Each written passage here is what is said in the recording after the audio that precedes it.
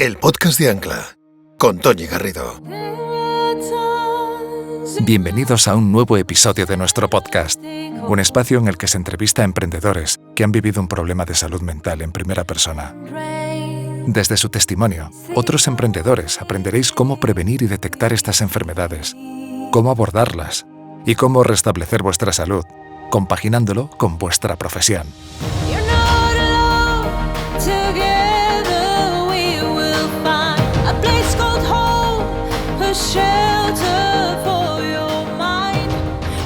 Carlota Mateos es una emprendedora de alma, porque la motivación en su emprendimiento no está en hacerse rica, sino en construir algo que le apasione y en transformar el medio que le rodea, aportando el bienestar en él. Su impronta femenina y hasta maternal se plasma en el modo en que le gusta hacer las cosas, con mucho mimo y muy bien hechas. En 1995, tan solo con 20 años, comenzó a gestionar un hotel rural en Asturias, junto con su socia Isabel Llorens. Este primer hotel era propiedad de sus padres y, como en algún momento dice ella, fruto de la pasión y de la inconsciencia de la juventud, se vio emprendiendo casi sin darse cuenta, como un sendero natural. Aquel fue el germen de Rusticae, la enseña de club de hoteles con encanto que primero en España y después en Portugal se ha convertido en el referente del turismo rural exquisito, extendiendo su mercado a Marruecos, Panamá, Costa Rica, Colombia, Chile, Argentina y Nicaragua. Tras el rotundo éxito de Rusticae, en 2017 inicia operaciones con Plenit. Plenit da de comer ecológico del campo a la ciudad, generando cientos de empleos en zonas despobladas del medio rural. Esta producción ecológica conlleva no vertir químicos ni en la tierra, ni en los acuíferos, ni en la atmósfera. Carlota vuelve a hermanar y a enamorar el campo con la ciudad.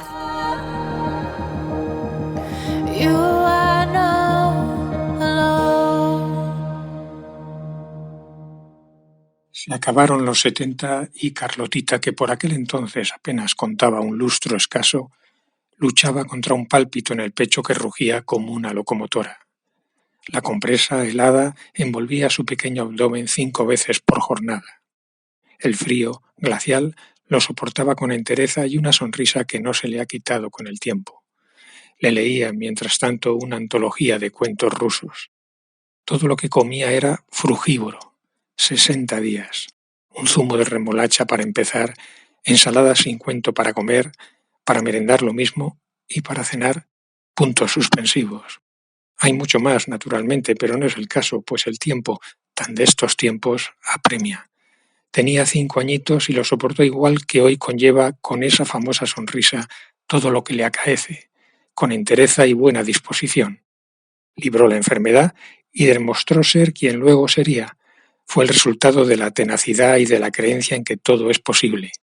Era Carlotita yendo para Carlota. Bienvenida. Queridísima Carlota, sé muy bienvenida a este nuevo capítulo del podcast de Ancla. Estoy encantada de tenerte aquí conmigo. Muchísimas gracias. Es un súper placer poder compartir y colaborar con este gran proyecto. Hemos estado escuchando a tu padre aquí en la entradilla. Qué gustazo tener un padre que habla con tantísimo amor de su niña, de su Carlotita. Me ha enternecido, la verdad, escucharlo. Pone sobre la mesa unas características tuyas personales, la tenacidad, el creer que todo es posible, como buena soñadora que eres, como buena emprendedora. Y otra nota tercera, que es tu capacidad de sacrificio, ¿no? Que demostrabas desde bien pequeña, porque una niña que se toma esas sopas de remolacha religiosamente, castrensemente, 2 meses no puede ser más que una gran sacrificada. Así que digo... Sí, la verdad es que me lo hacía fácil porque efectivamente es un padre amorosísimo y maravilloso y eso que cuenta, ¿no? De los cuentos rusos, los cuentos al amor de la lumbre, los discos que me traía también con cuentos, o sea, él me lo hacía también tan fácil y tan bonito que así era fácil aguantar. Hacía una travesía bonita, llena de amor, de cariño y de complicidad en aquellos días y durante toda la vida. O sea que en ese sentido soy muy afortunada de tener un papi así de maravilloso. Cuando estuve preparando tu entrevista, me gustó mucho escucharte decir que en tus proyectos siempre has trabajado pues con una mezcla entre una gran tenacidad, rigor, paciencia. Trabajabas tus proyectos a fuego lento, con gran meticulosidad, pero a la vez con esa adrenalina que dices que perdura en el tiempo cuando estás en los inicios de tu creación. Entonces, a mí me llamaba mucho la atención esa simbiosis de los nervios, ¿no?, que tienes que tener, que te provoca la propia adrenalina, que además tú siempre lo cuentas como algo positivo, pero creo que es algo que un poco mochila de los emprendedores. Vosotros, esa adrenalina continua que tenéis, esa adicción con el trabajo, si no se gestiona bien, a veces empieza a traer problemas. Pero tú, por lo que me contabas al preparar la entrevista, estabas encantada de aunar esas dos cosas. Entonces, ¿cómo logras conjugar en el día a día esas dos sensibilidades a la hora de hacer las cosas en tu desempeño profesional? Bueno, pues la primera parte, ¿no?, de lo que comentabas es un rasgo de carácter, ¿no? Realmente yo soy muy perfeccionista, me gusta que las cosas salgan bien, soy muy esteta, entonces también en toda la parte estética de lo que hacemos en mis proyectos empresariales pues están muy cuidadas, y eso es verdad que al final es un rasgo de carácter. O sea, yo creo que no tiene mucho misterio, ¿no? Cada cual es como es, y yo pues en ese sentido soy así, me gusta que las cosas salgan bien, y para eso pues efectivamente tienes que ser muy meticuloso, tienes que poner mucha atención, tienes que dedicar muchas horas. Y la otra parte, digamos la parte esta así de la adrenalina, yo lo he vinculado siempre mucho a la pasión que te produce tu proyecto, ¿no? Yo la verdad es que todo lo que he hecho en estos 25 años como emprendedora siempre ha estado relacionado con corazonadas de esto lo tengo que hacer, es como una llamada así muy, muy fuerte del interior. No he estado nunca buscando ideas de negocio, las ideas vienen de la manera más natural y en entornos pues que tiene sentido que surjan esas ideas al final, porque estás, digamos, donde tienes que estar para que eso suceda. Y entonces es verdad que una vez que la idea viene, sí he sentido una pulsión muy poderosa de tener que llevar eso a cabo. Entonces, ¿qué pasa? Que cuando eso nace de ahí, viene muy cargado de ilusión y estás muy apasionado por lo que en ese momento te propones emprender, ¿no? Y claro, cuando tú haces las cosas desde la profunda ilusión y desde el apasionamiento, la energía es inagotable, nace de ti y es absolutamente inagotable. Entonces, ¿qué pasa? Que claro, se mezclan estas dos cuestiones de manera muy natural, ¿no? Por un lado está tu forma de hacer y de encarar las cosas en la vida, y por otro lado está pues una ilusión muy genuina. Yo creo que todos podemos entenderlo muy bien si nos acordamos de cuando hemos estado enamorados, ¿no? Ahí hay algo que moviliza todo tu cuerpo y que no puedes parar de pensar, de dar forma a lo que viene, a lo que estás viviendo, y eso es exactamente lo mismo cuando estás enamorado de lo que estás haciendo. Es verdad que luego esa pasión pues no es para siempre, ¿no? Y tú también te vas desgastando en el día a día. El esfuerzo es ímprobo cuando emprendes y cuando estás además en primera línea de ese emprendimiento. Y es verdad que se le dedican horas interminables y llega un momento en el que, claro, empiezas también a acusar el cansancio. Entonces, ahí es cuando yo creo que claro, que hay que ser inteligente, ¿no?, en la gestión de ese momento en la que ya no tiras de la gasolina de la superilusión. Y aunque la ilusión permanece siempre, yo por lo menos he estado en mis negocios siempre que he estado ilusionada, ¿no? Si ya veo que llega un momento en el que esto decrece mucho, pues es el momento de hacer otra cosa, ¿no? Entonces yo creo que sí que es importante ir gestionando bien ese paso de la primera etapa a esa otra segunda, que luego pueden ser muchos años. Yo, por ejemplo, con Rusticae estuve 20 años a la cabeza del negocio junto con Isabel. Entonces, pues son muchos años. Evidentemente no tiras de la pasión todos esos 20 años, ¿no? Pero a lo mejor te tiras 5. Es como un matrimonio bien avenido, claro. Muy bien avenido, sí. Sacas sí, otras señora. cosas adelante, ¿no? Que ya claro. no es tanto pasión, sino un amor sólido, ¿no? Claro, efectivamente. Y hay que hacer crecer eso que ya has dado a luz, ¿no? Y que es verdad que el emprendedor tiene una cosa muy mágica, y es que es capaz de convertir sueños en realidades, ¿no? De pasar del 0 al 1, como decía mi otro socio Juan, ¿no? Ahí está la magia. Luego pasar de 1 a 10 o a 1000, pues es otra cosa. Es trabajo, es planificación, es equipo, es mil cosas. Pero el pasar de 0 al 1, yo creo que sin esa chispa de apasionamiento es muy difícil, porque de verdad ahí está el gran punto, ¿no? Sí, yo creo que en el fondo se explica con mucha coherencia esto que me planteas. Creo que en mi caso ha sido muy natural el combinar ambas ambos ramalazos y siempre me ha funcionado bien, la verdad. También es cierto, he dicho antes al principio que soy perfeccionista y eso no es ninguna virtud. Ayuda a que muchas cosas salgan muy bien, pero esconde una tremenda trampa, también. O sea, yo creo que también tenemos que revisar un poco valores y paradigmas que nos han inculcado, porque, por ejemplo, para mí esto del perfeccionismo ha sido también muy, muy lastrante en muchas ocasiones. Podríamos añadirlo a lo mejor como un estresor que tú has llevado en tu mochila, que de esto quiero yo hablar, ¿no? Para que se pueda hacer una idea el escuchante de cuáles son los componentes que van haciendo que se llegue a una situación de la que luego hablaremos y que tiene que ver con el porqué de este podcast, ¿no? Uh-huh. En otras entrevistas hablabas de tu madre y de tu abuela como referentes tuyos, profesional y personal, respectivamente las dos, ¿no?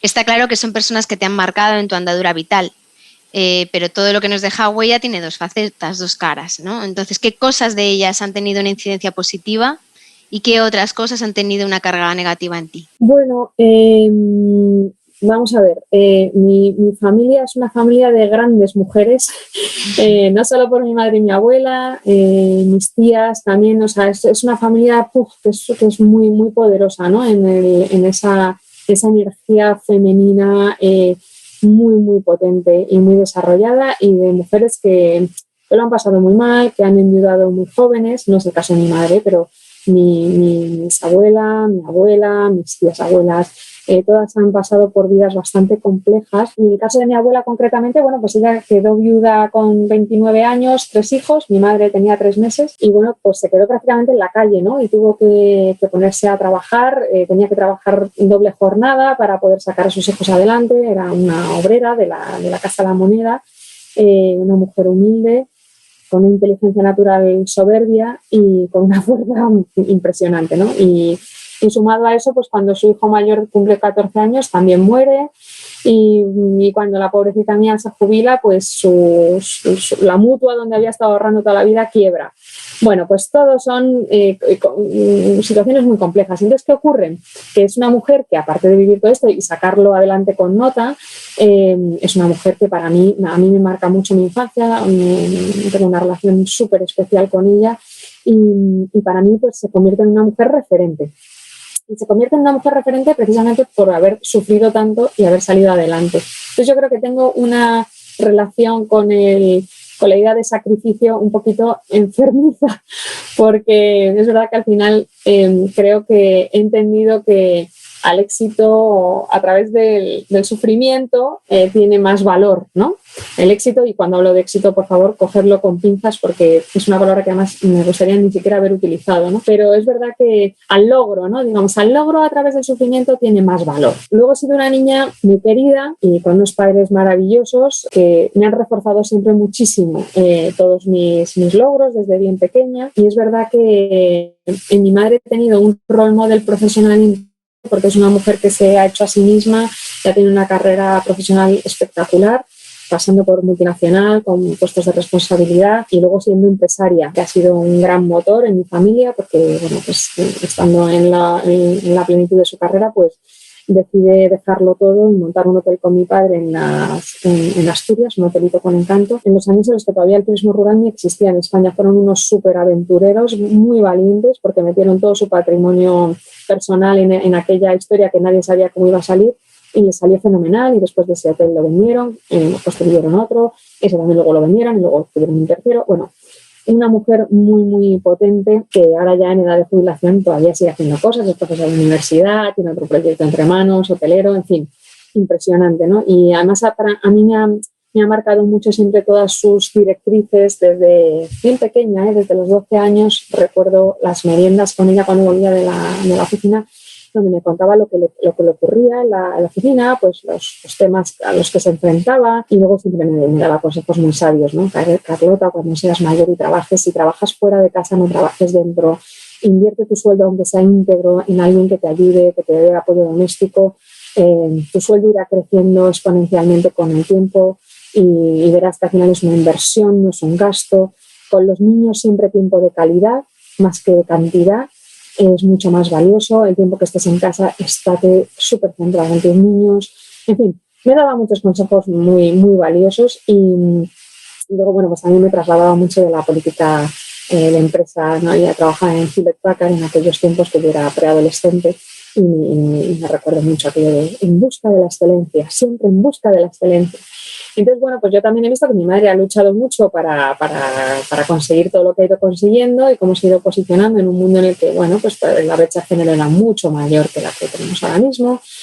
Una multinacional donde todos, prácticamente los que trabajaban eran ingenieros, ella era una diplomada en turismo. Bueno, pues todo lo que he visto ahí en esa trayectoria ha sido de mucho esfuerzo. Ni te cuento cuando ya decidió ser empresaria lo que ha metido ahí, o sea, es espectacular. Y eso pues también es una referencia muy potente, ¿no? En todos estos consejos que me ha dado para mi vida familiar y profesional, para poderla conciliar, creo que han sido todos unos consejos que valen oro.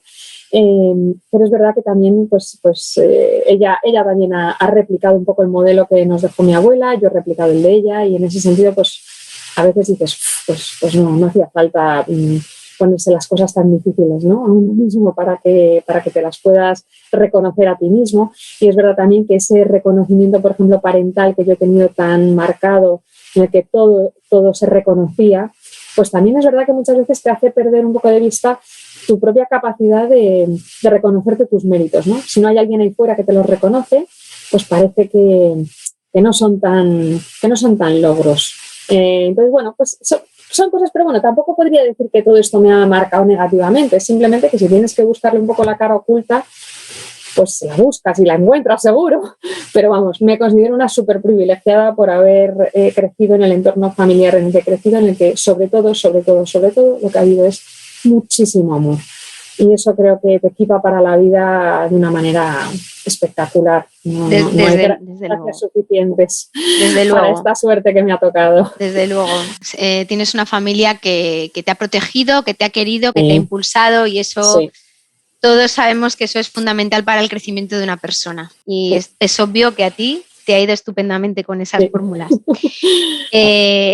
Lo decía y lo vuelvo a decir, ¿no? En otras ocasiones. Eres una mujer muy valiente, Carlota, de verdad, y muy generosa por estar aquí con nosotros, aprovechando este altavoz como emprendedora que eres de relumbre y eres un modelo a seguir para visibilizar una problemática que es plato común en el ecosistema empresarial y por la que estás hoy aquí charlando conmigo, los problemas de salud mental. Uh-huh. Preparamos la entrevista y me contaste que a lo largo de tu carrera has sufrido varios episodios de depresión, recaídas, y vamos a empezar por el principio. Nos ponemos en el año 2008 y España estaba sufriendo una crisis económica encarnizada, como todos recordamos, pero Rusticae parecía inmune a ella. Tanto es así que en 2010 obtuvisteis las mejores cifras de vuestra historia. ¿Qué pasó después? Bueno, pues sí, pasó que la crisis nos tocó tarde y nos pilló súper desprevenidas. Nos tocó en el último trimestre del 2011, de repente fue una debacle total para la que no estábamos ya mentalizadas, vamos, pensábamos que esto ya a nosotros no nos tocaba, ¿no? Es verdad que llevamos ya 3 años de crisis y la verdad es que, bueno, pues tuvimos que afrontar una situación bastante crítica que se produjo muy de la noche a la mañana y, bueno, pues fue muy dura y acabó teniendo que reducir una parte importante de la plantilla, meter en ERTE a todo el resto y tomar muchas decisiones y lidiar con muchísima presión porque también nuestros hoteleros Rusticae es que es una familia, o sea, que lo que hemos ahí montado es una familia con muchísimos lazos emocionales que nos vinculan a los propietarios de los hoteles y tuvimos que lidiar también con mucha presión que ellos estaban soportando y que lógicamente nos buscaban, ¿no? para ayudarles emocionalmente también a lidiar con todo aquello. Entonces, bueno, pues fueron unos años muy complicados y bueno, yo atribuí mi primera caída a los infiernos a una acumulación de estrés, aunque luego el psicólogo ya se encargó de desmentírmelo y romperme todos los esquemas. Pero sí, mi sensación era que había rebasado la capa límite, que no podía ya empujar con más situaciones adversas. Me acuerdo que cada vez que alguien entraba al despacho, ya lo primero que preguntaba ¿es una buena noticia? Porque todo eran malas noticias y llega un momento en el que ya te vienes abajo, ¿no? Con todo el equipo. Entonces yo lo atribuí a eso, a que, bueno, que ya había sido demasiado, ¿no? Pero bueno, parece que no era tan sencillo. Y entonces, en esos 2 años que pasas tan malísimos, de 2011 al verano de 2013, famoso, ¿cómo era tu día a día? O sea, ¿cómo nos cuentas, cómo hacías, cómo iba tu quehacer diario? Bueno, pues era mucho trabajo y lidiar todo con problemas, o sea, todo. No había ningún tipo de compensación en el día a día, ¿no? Que mitigase aquello que era todo problemas, todo problemas. De hecho, me acuerdo que hubo un momento en el que decidí dejar de estar en contacto con los medios de comunicación, ni radio ni televisión, bueno, televisión no tengo en casa, pero ni radio ni periódicos, porque llegó un momento en el que, claro, era el tiempo en el que estábamos a punto de que nos rescatasen al país. Y aquello ya llegó un momento en el que era demasiado. Que dije, es que mi positividad es limitada y no puedo dejar que me la arrase ya encima el contexto macro, porque, o sea, lo poco que tengo es que necesito aplicarlo a mi día a día, a mi proyecto, a mis hoteleros, y no puedo dejar que me roben más esta escasa reserva que tengo, ¿no? Después de tanto bregar y tanto luchar, lo que me queda es poco, lo tengo que cuidar como oro en paño. Y hice un bloqueo total de información que me llevó a estar absolutamente fuera de órbita. O sea, Fukushima, pues me enteré 3 días más tarde. Terremoto en Haití, también me enteré 4 días más tarde. Todo el mundo me miraba como diciendo, pero tía, ¿en qué mundo vives? En tu terremoto personal. En el mío personal, y me estoy protegiendo. Así que... No puedo llamar con desgracias, sí, ya no quiero más, no quiero saber nada. Sí, no me extraña que no pusieras la televisión. Vamos. Sí. Entonces, has narrado algunas veces en otras entrevistas cuál es el día que tú identificas que colapsas, pero tú antes de ese día ¿habías tenido alguna alerta previa en tu cuerpo o en tu mente antes de llegar al día X? Claro, siempre tenemos alertas, lo que pasa es que no nos damos cuenta no tenemos el grado de conciencia suficiente para darte cuenta de que es un aviso. Esto es muy importante, Carlota, para nuestros oyentes. A ver, cuéntanos. Pues mira, en mi caso no eran grandes cosas, pero sí que luego lo entendí perfectamente cuando eché la vista atrás. Pues me pasaron 3 cosas. Una es que durante 3 o 4 meses antes de que me diera el flash definitivo, me quedaba dormida en momentos que no eran nada habituales. Por ejemplo, pues llegar de trabajar a las 7 a casa y sentarme, que me iba a contar mi hija algo y ¡pum!, quedarme dormida, pero totalmente dormida. O sea, como que el cuerpo se desconectaba, ¿no? Luego lo entendí así, había una necesidad de desconexión de todos los inputs externos, y entonces eso, me quedaba dormida de una manera inopinada, y yo, pues claro, como era primavera además, decía, pues esto será lo que dicen de la astenia primaveral, porque a mí no me sonaba de nada. ¿Pero por la noche dormías bien, sin embargo? Sí, dormía bien. Mis terrores nocturnos han venido luego en otras épocas, en otras recaídas, en aquella primera no. Luego, otra cosa que me pasó es que a mí justo la caída la tuve el día que me reincorporé a trabajar después de vacaciones, y los 2 días previos a eso empecé a tener un rechazo a reincorporarme que no me había pasado jamás. Yo siempre he dicho que para mí el grado máximo de felicidad es que llegue un domingo por la tarde y no te entre el bajón porque mañana tienes que ir a trabajar. Desde luego, ese es un nirvana. Total, y yo siempre lo he dicho, es que fíjate, yo sé que soy feliz en mi carrera profesional porque los domingos no son un mal día, ¿no? Los domingos por la tarde no son un mal momento. Maravilla, Carlota. Y esos 2 días previos a reincorporarme sí me dio muchísimo rechazo. Y eso tampoco en aquel momento le di mucha importancia, pero luego dije, fue la primera vez en mi vida, en muchos años de profesión, que de repente no quise ir a trabajar, ¿no? Y la tercera es que durante las vacaciones yo me estaba leyendo el libro de Sheryl Sandberg, el de Leaning, que es un libro sobre lo que de alguna manera está reclamando es cerrar la brecha de género en las empresas, en el mundo empresarial, y tiene un relato súper interesante sobre cómo le ha ido a ella, ¿no?, durante toda su vida. Y la verdad es que fue un libro que a mí me tocó, y muchas veces lloré mientras lo estaba leyendo. Yo soy una persona muy sensible, pero no como para llorar por este tipo de temas, ¿no?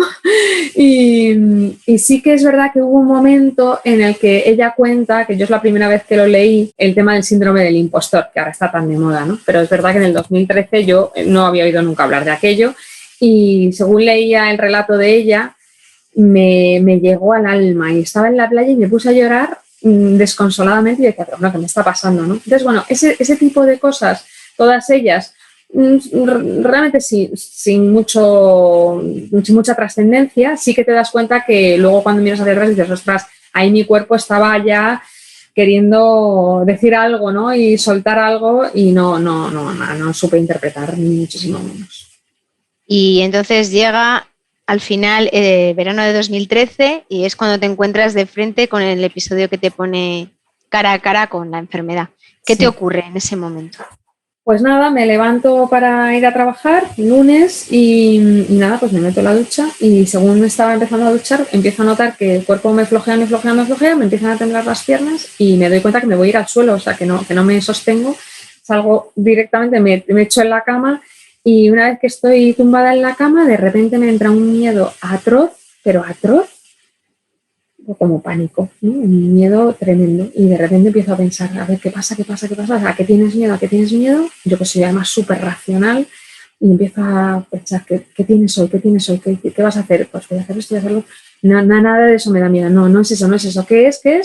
Y me doy cuenta que no me sé responder, pero que estoy presa de un miedo que me atenace, que me paraliza totalmente, es que no me pude levantar de la cama, o sea, ese día me quedé totalmente, pues hecha un ovillo y no tenía ni fuerzas en el cuerpo ni capacidad mental para afrontar lo que me estaba pasando, ¿no? Y entonces pues ahí entro en unos días siguientes igual donde sigo sin tener ningún tipo de fuerza muscular, me quedo trabajando en casa con el ordenador pero sin moverme y a un ritmo súper lento, que no me reconozco, ¿no? Pero sobre todo, lo que más me impacta emocionalmente es que tengo una especie de tristeza brutal en el cuerpo, un bajonazo a todos los niveles, ¿no? Y yo que soy muy alegre y muy positiva y tal, pues empiezo a no reconocerme en cómo me estoy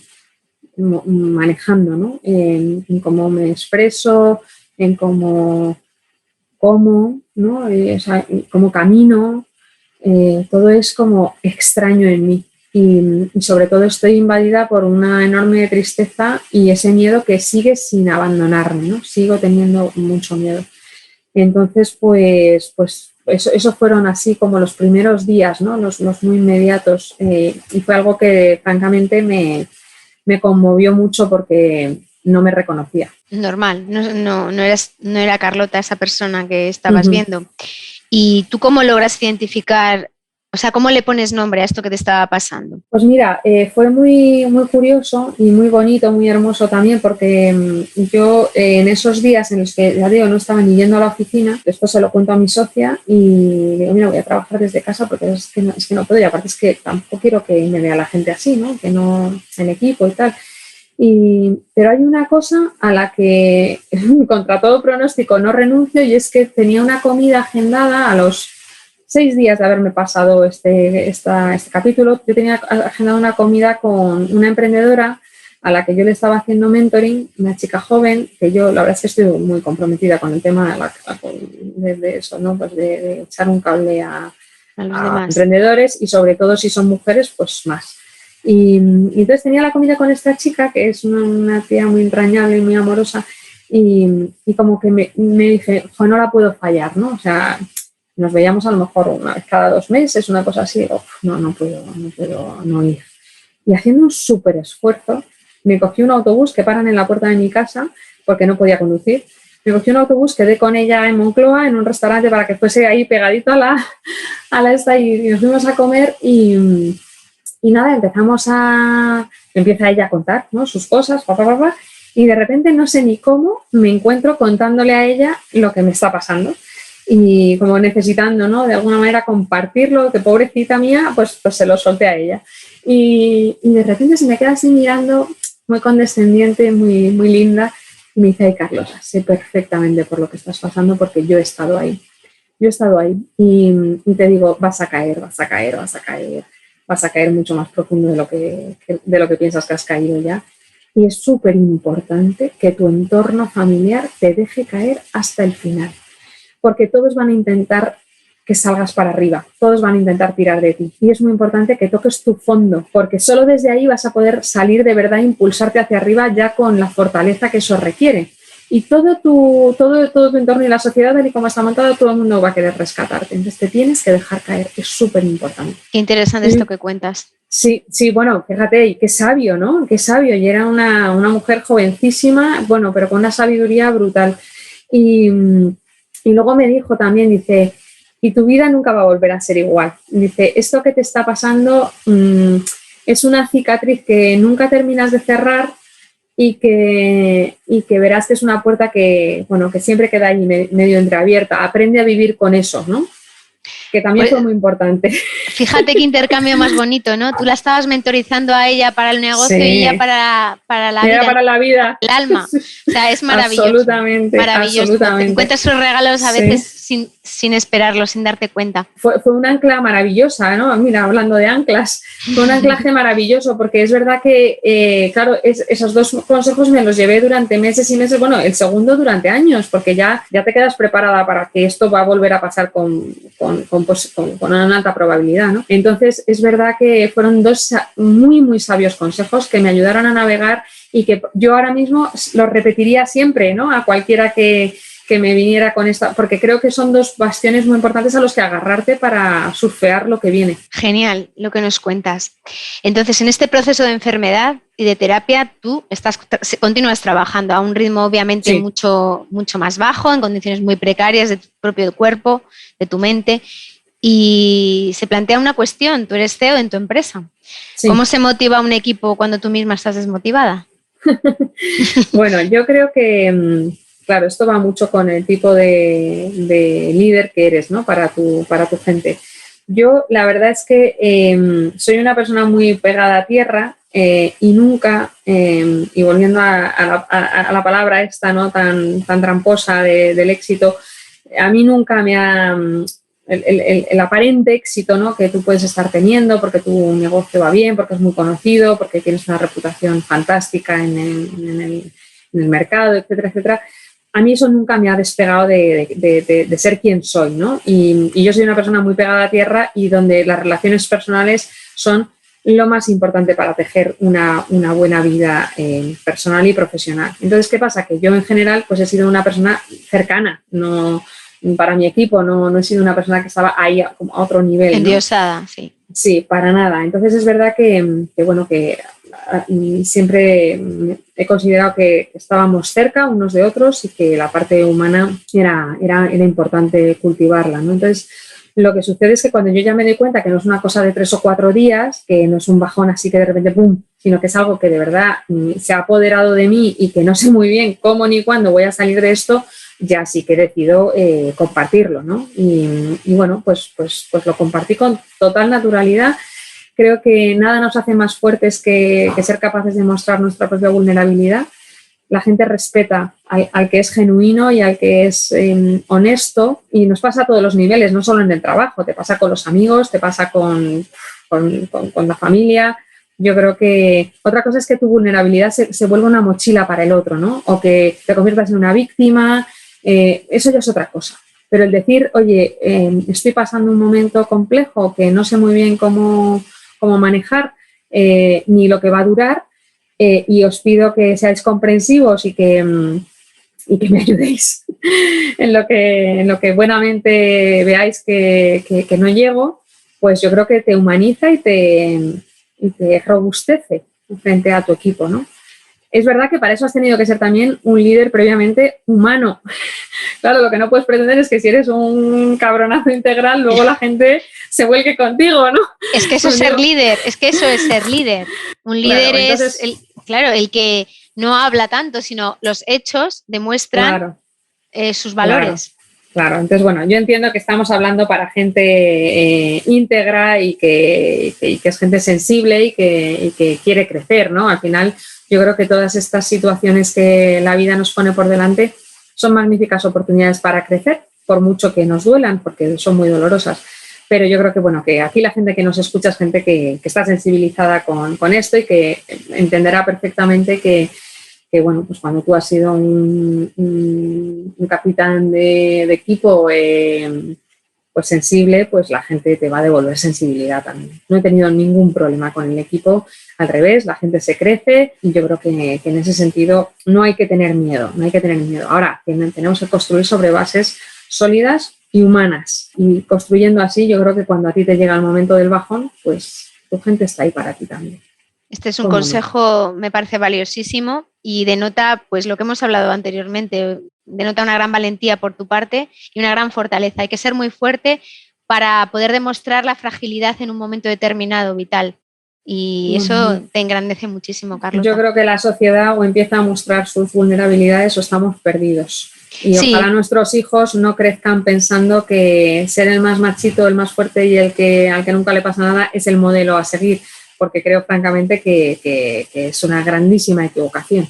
Sí, se está viendo, ¿no? En redes sociales todo el tema de la exposición que hay y la infelicidad que ese escaparate muestra, ¿no? Que es todo fachada. Entonces pasó todo esto, pero tú enseguida reaccionaste y te pones en manos de un terapeuta maravilloso del que has hablado otras veces, que se llama Francisco Llorente. Sí. ¿Cuáles son las medidas que tomaste para iniciar tu mejora, siguiendo las pautas de él? Bueno, pues es que lo primero que me dice es, y además en la primera visita, o sea, es un tío súper sagaz, un sabio de la vida, sí, y las pilla al vuelo y tiene una hondura brutal, ¿no? Entonces, lo primero que me dice, mira, esto no es una acumulación de estrés, a ti lo que pasa es que tienes una grandísima descompensación entre el aspecto yin y el aspecto yang de tu persona. Entonces, el aspecto yang, que es el masculino, lo tienes muy desarrollado y el yin, pues no. Y además, siendo mujer, te pesa más no tener ese lado femenino más desarrollado y más a la edad que ya tienes, ¿no? Que en ese momento tenía 37 años. Y entonces, bueno, pues me quedé súper noqueada, no entendía nada. Digo, pero ¿cómo que el lado femenino? ¿De qué me estás hablando? Contando? No entiendo nada. Y entonces ya me explica, dice, mira, vamos a ver, todo ser humano está compuesto de estas dos energías, hombres y mujeres. Resumiendo, lo llamamos el lado femenino y el masculino, pero no quiere decir que tú no seas femenina o que tu feminidad no exista, sino que todo lo que conlleva esa parte yin, que es, digamos, la parte que va hacia adentro, la que recibe, la que acoge, la que nutre, la que está a la sombra, la intuitiva, etcétera, esa está más desatendida. Y sin embargo, la otra parte, la parte masculina, la yang, es la parte de la personalidad que nos lleva hacia afuera, que nos lleva a crear, que nos lleva a ejecutar, que nos dirige hacia la luz, que es más reflexiva, etc. Esa la tienes súper desarrollada. Y no es ni malo ni bueno, ni la una ni la otra. Las dos son súper necesarias, pero las tienes que tener en equilibrio. Y entonces eso es lo que tenemos que trabajar, que tú reequilibres. Entonces, bueno, pues fue un trabajo preciosísimo porque me hizo abrir una mirada nueva a todo, a mí misma y a la vida y al mundo de la empresa y a la sociedad, sobre cómo efectivamente todo está pasado de yang en este momento. Vivimos en una sociedad en la que predomina lo masculino y se premia el desarrollo de esa faceta más que la otra.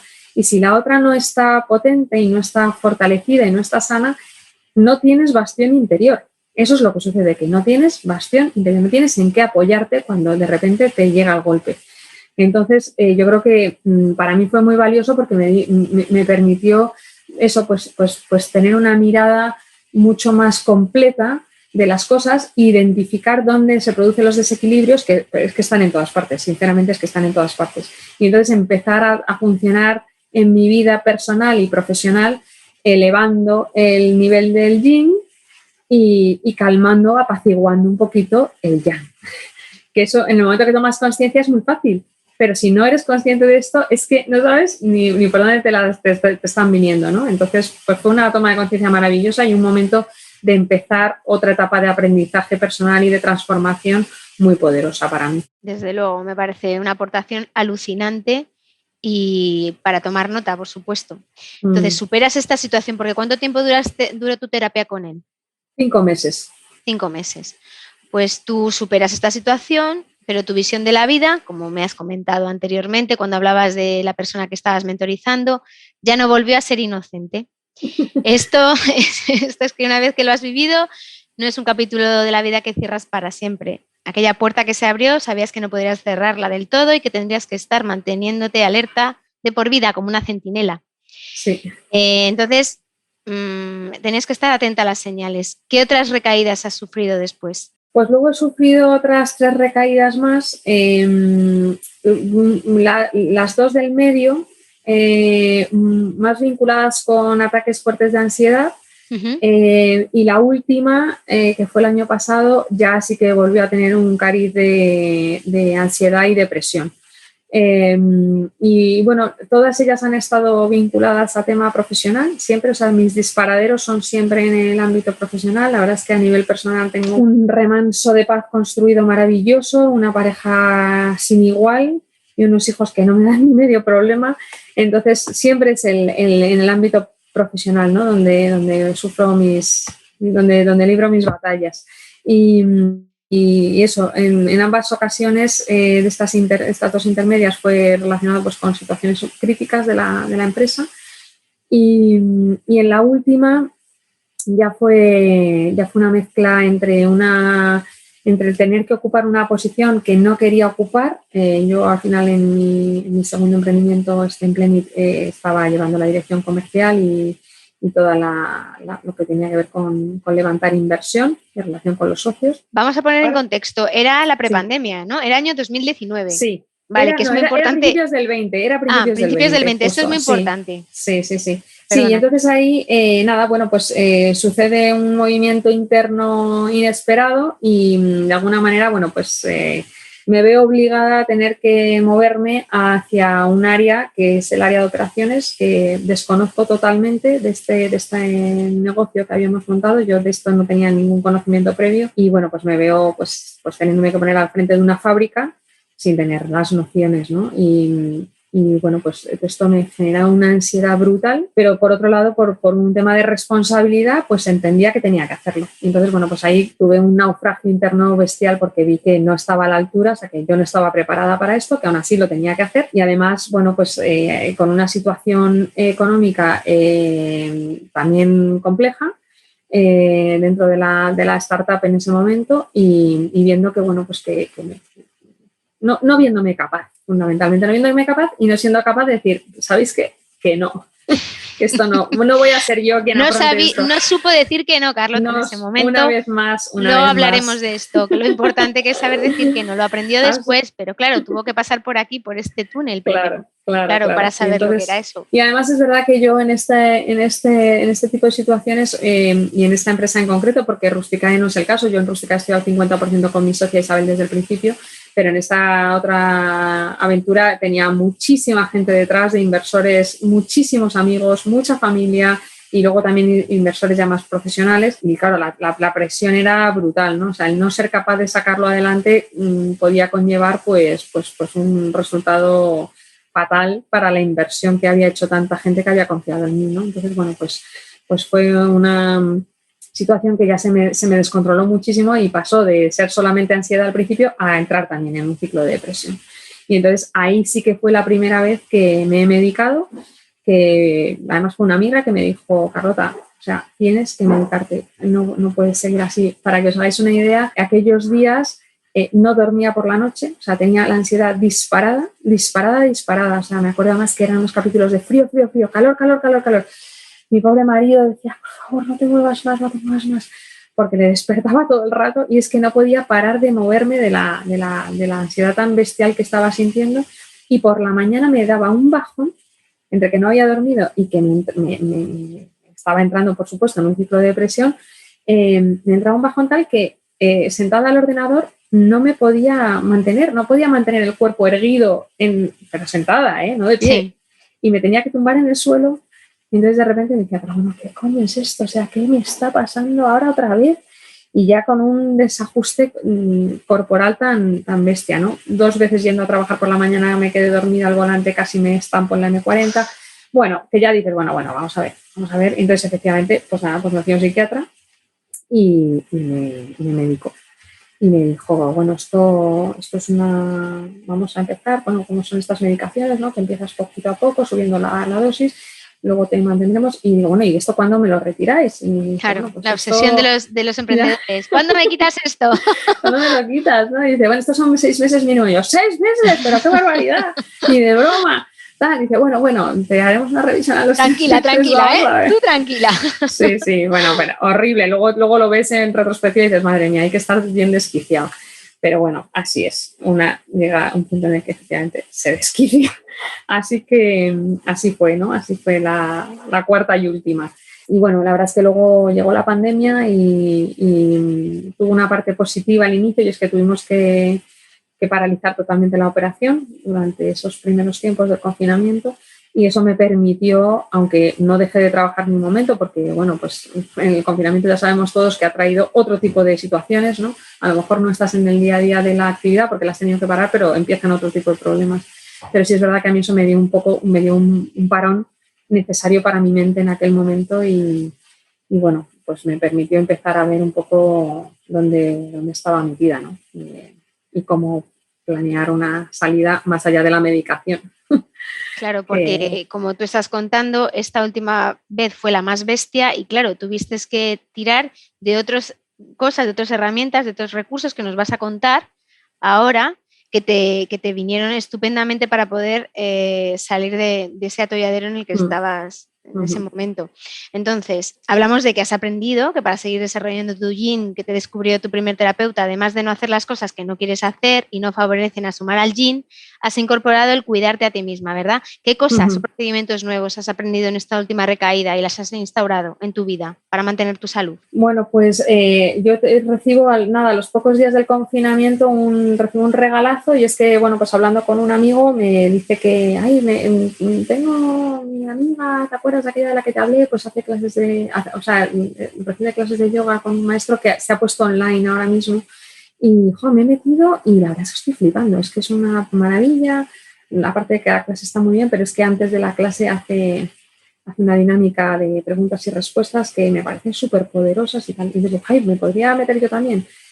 Pues sí, espera, que le digo a mi amiga. Su amiga Lola, maravilloso Angelito, dijo que por supuesto, que me apuntara sin problemas, y nada, pues empecé con este maestro a hacer todos los días. Además nos hacía los 7 días de la semana una clase de 1 hora y media, donde media hora la dedicábamos a esta dinámica de preguntas y respuestas, y luego la clase de yoga en sí. Entonces, durante los 3 meses del confinamiento lo estuve haciendo a diario, y luego ya cuando pudimos empezar a salir de casa, empecé a hacer clases con él un día a la semana presencial y el resto online, y la verdad es que fue un encuentro maravilloso y mágico el que tuve con este maestro, porque es una persona absolutamente también, pues, otro sabio, ¿no? Igual que Francisco, decíamos antes, pues José es otro gran sabio, y una persona de una sensibilidad también espectacular. Y ya lo que hice fue hacer una sesión one-to-one con él para trabajar ya a otro nivel, más allá de la clase que hacía por las tardes y que sigo haciendo, ya otro tipo de dinámicas que me fue pautando, muy vinculadas con el yoga y con la medicina ayurveda. Y la verdad es que todo esto lo he incorporado y vamos, me ha cambiado absolutamente. Este año y pico ha sido... Vamos a hablar de esto con tranquilidad porque es súper interesante. Háblanos de los satsang, la sabiduría compartida. Los satsang son una dinámica de preguntas y respuestas que hacen los discípulos al maestro, más que discípulos, los sadhakas, ¿no? En yoga el sadhaka es el buscador. Entonces, pues todos los que estamos buscando y queriendo crecer y transformarnos, tenemos en el maestro, ¿no? Pues un punto de referencia. José siempre nos explica que en yoga, en yoga se entiende que el propósito vital del ser humano es el mismo en todos nosotros, es absolutamente transversal y se compone como de 3 estadios o de 3 fases, donde para pasar a la siguiente tienes que haber cubierto la anterior, ¿no? Entonces, la primera es estar bien. Ese es el primer propósito que busca cualquier ser humano, estar bien.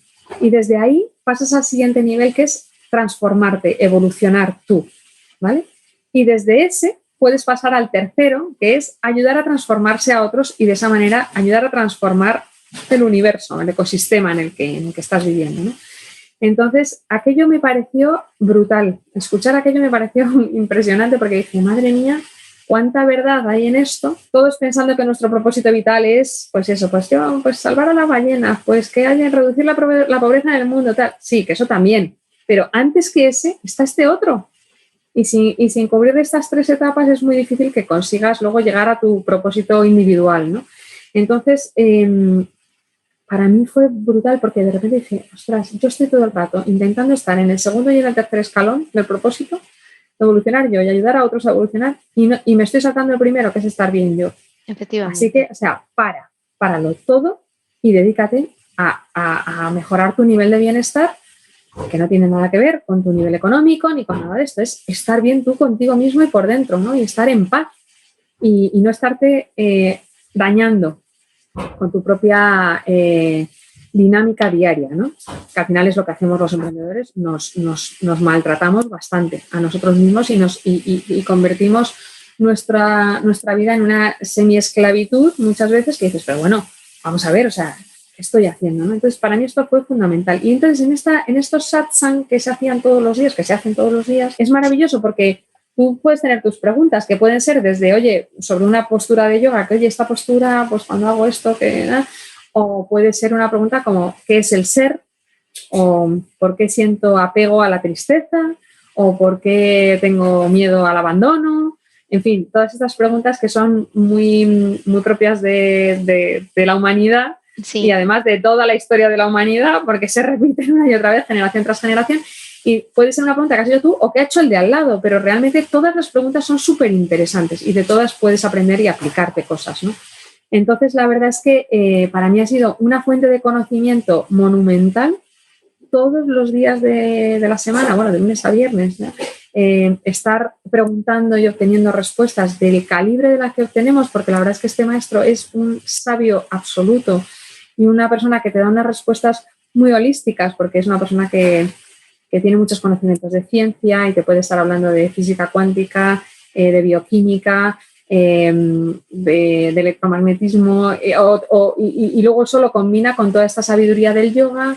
Él además es neuropsicólogo, entonces, bueno, tiene unos conocimientos vastísimos y da unas respuestas que son vamos, de quedarte loco, ¿no? Entonces, eso para mí ha sido un punto importantísimo de aprendizaje y de crecimiento personal. Y por otro lado, combinado con el ejercicio de yoga, que bueno, pues ya sabemos todos, ¿no? Que es un manejo del cuerpo que calma muchísimo la mente, donde se centra muchísimo en los pranayamas, las respiraciones. Es un trabajo muy completo para cuerpo y mente.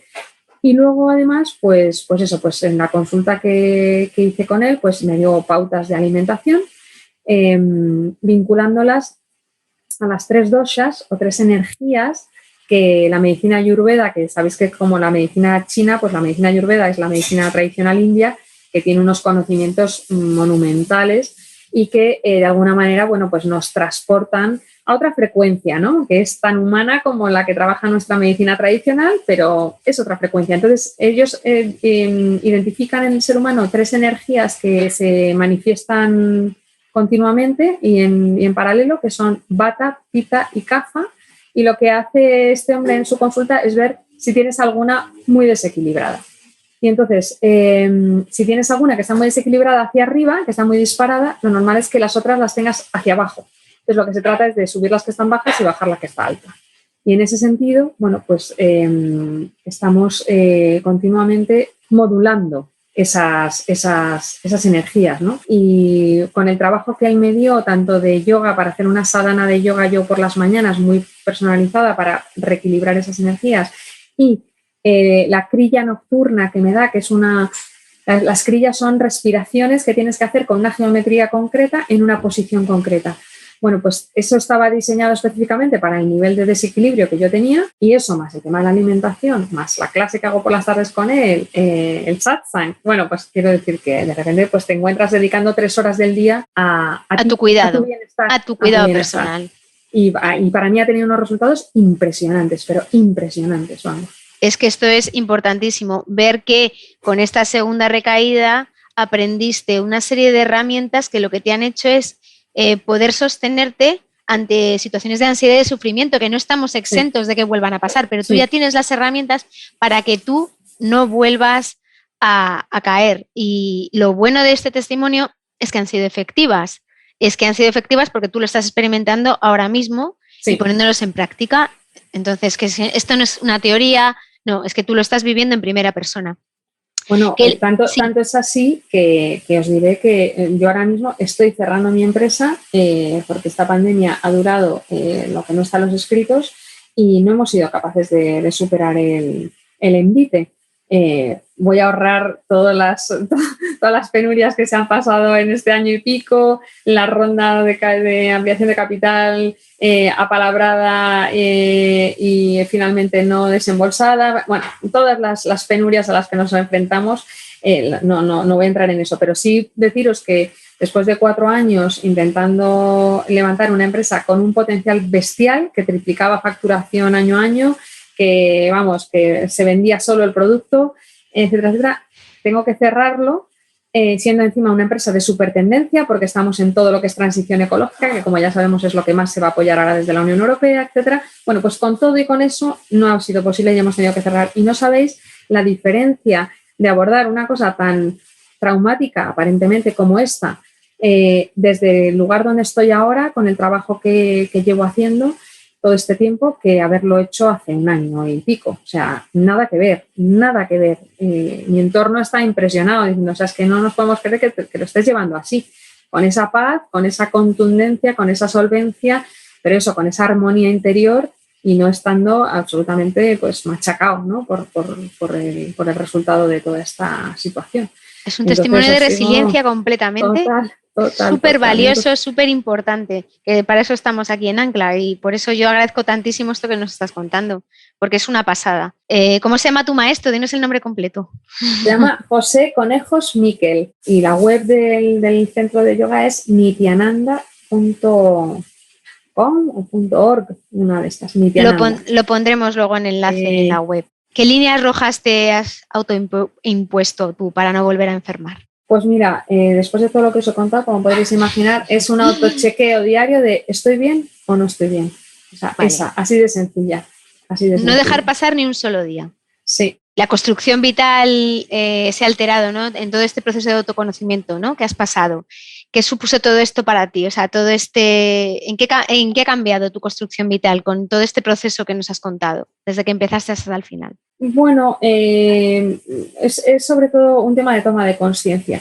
Yo creo que muchas veces es que no somos conscientes de lo que estamos haciendo, de lo que nos estamos haciendo, de cómo estamos viviendo, de qué estamos cultivando y qué estamos machacando. Y en esto meto todo, meto a nuestras parejas, por ejemplo, también. O sea, hay que tomar conciencia de todo, en lo que impacta nuestra vida de emprendedor. Y yo creo que las parejas también es un temazo, ¿no? Porque al final es gente, bueno, que tampoco a lo mejor sabía dónde se metía, ¿no? Cuando se ponía a vivir con un emprendedor y muchas veces tiene que estar flipando en colores y diciendo, pero ¿esto qué es? Y yo creo que hay que tomar mucha conciencia y hay que regar muchas cosas, no solo a ti mismo, sino a esa persona que está a nuestro lado y que está acompañando de una manera tan generosa y tan importante, ¿no? Yo, como os decía antes, al final en casa tengo un marido maravilloso que siempre me ha impulsado a crecer, que siempre me ha admirado y que siempre me ha acompañado. Y el pobre yo creo que también ha sufrido mucho en mis momentos de gran bajón porque se encuentra absolutamente impotente, recursos, ¿no? Claro, impotente. Y eso yo creo que también, Jolín, hay que apreciar muchísimo esa labor del que acompaña en silencio, pero con esa generosidad y ese amor, ¿no? Y cuidar muchísimo eso. En el tema de los niños, yo, por ejemplo, les he hecho bastante partícipes de mis procesos, porque además como se me veía en la cara, o sea, tampoco era algo que se podía ocultar, pero he intentado tratarlo con mucha normalidad, que entendieran que, bueno, que son procesos, que la vida es así, que hay que buscar, por supuesto, la estabilidad, que hay que cuidarse, pero que estas cosas pasan, intentar desdramatizarlo, para que tampoco cogieran miedo y tampoco se angustiasen mucho.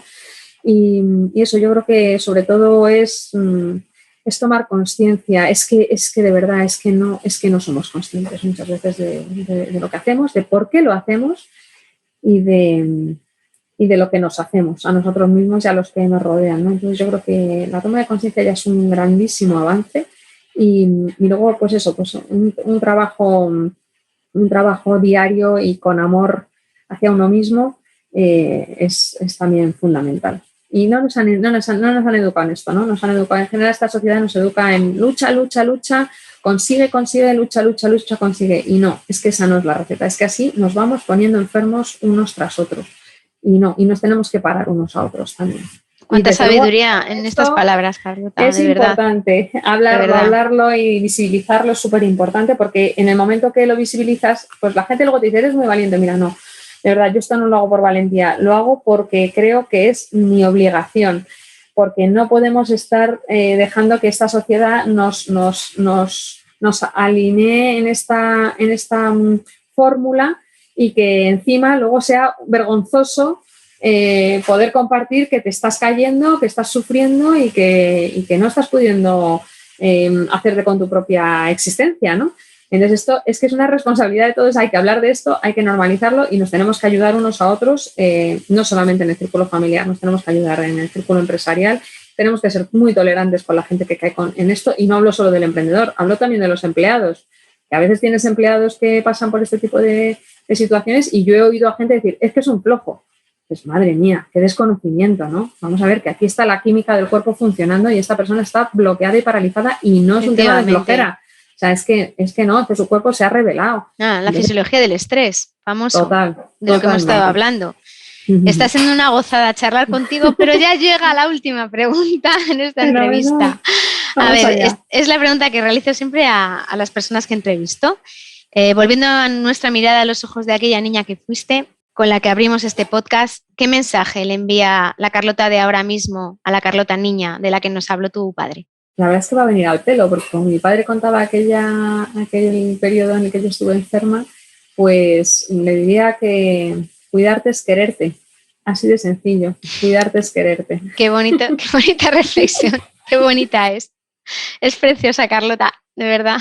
Tú nunca dejas de sorprenderme, de verdad, para bien.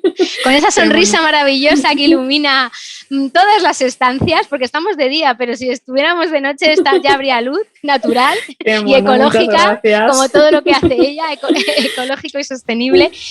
Mil gracias, de verdad. Ha sido un placer conocerte, que nos conocíamos hace tiempo, pero no nos conocíamos. Sí. Nos hemos conocido en este proceso. Ha sido un placer charlar contigo, tenerte aquí porque ha sido, desde todos los puntos de vista, importantísimo para Ancla, para la arrancada de Ancla y para que otros emprendedores se atrevan y den un paso al frente igual que ha hecho Carlota, para contar su testimonio y para hacernos libres, que es al final lo que tú estás diciendo. Tenemos que ser libres y romper con todas estas ataduras sociales que nos han impuesto, ¿no? Con este sistema que vivimos actualmente. Muchas gracias. Ha sido un placer y mucha salud y mucha suerte. Muchísimas gracias, Toñi. Ha sido un placerazo hablar contigo y de verdad que gracias por la labor que hacéis desde Ancla y por la labor que haces tú, que es doble y triple. Y tú y yo lo sabemos. Mucho ánimo y que rescates muchas historias bonitas que merezcan la pena ser contadas, porque así es como se va cambiando el futuro. Muchísimas gracias.